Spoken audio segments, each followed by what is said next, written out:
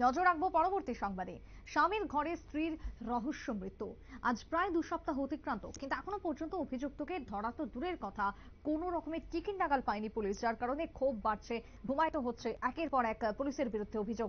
ঘটনা ঘটেছে উত্তর ত্রিপুরা ধর্মনগরে, যেখানে প্রসঙ্গক্রমে জানা যায় যে এই ঘটনায় বিশেষ করে 15 জন গৃহবধূর পণের জন্য গৃহবধূর উপর নির্যাতন, পণ না পেলে পরিকল্পিতভাবে খুন, সেই ঘটনায় যেন ট্র্যাডিশনে পরিণত হয়েছে এমনটাই ছবি উত্তর ত্রিপুরা জেলার ধর্মনগরের জোরকালভার্ট এলাকায় পরিলক্ষিত হয়। ধর্মনগরের নয়াপাড়ার প্রগতি রোডে স্বামীর ঘরে গৃহবধূ কাজলী দেব হত্যাকাণ্ড।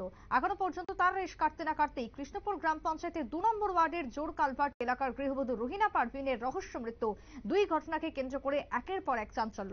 কি বক্তব্য উঠে আসছে ধর্মনগর থেকে, শুনুন। আব্দুল সুবান,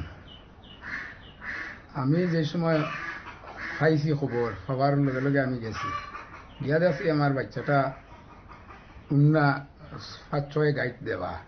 তখন আমি ধৈর্য ধরতাম পারছি না, আমি জায়গা ফিট হয়ে গেছি গিয়া। তখন আমার ফুস হয়েছে, ফুস হওয়ার বাদে আমার এরা জিজ্ঞাসা করছে বা যে আমরা যত প্রচেষ্টা আছে আমরা সাহায্য করবো, অনুর মেম্বার প্রধানেরা কইছে। তখন আমি মানছি না, আমি বলছি আমার একটা আমি ফাঁসি চাই, আমার এটার দ্বারা অত অত্যাচার করলো। আমি টাকা আরো 2 লাখ আমার দাম দিয়েও দিলে, আমিও দিয়া 4 লাখ টাকা দিলাম দুইবারে। তখন আমার মেরুরে এই অত্যাচার করলা কি আমি। অভিযুক্তের ফাঁসির দাবিতে সরব মৃত গৃহবধূর পরিবার, কিন্তু এখনো পর্যন্ত কারোরই টিকিট নাগাল পায়নি পুলিশ, যার কারণে পুলিশের ভূমিকা নিয়ে উঠে আসছে একাধিক প্রশ্ন। ছোট্ট বিরতির পর ফিরে আসবো, সঙ্গে থাকুন।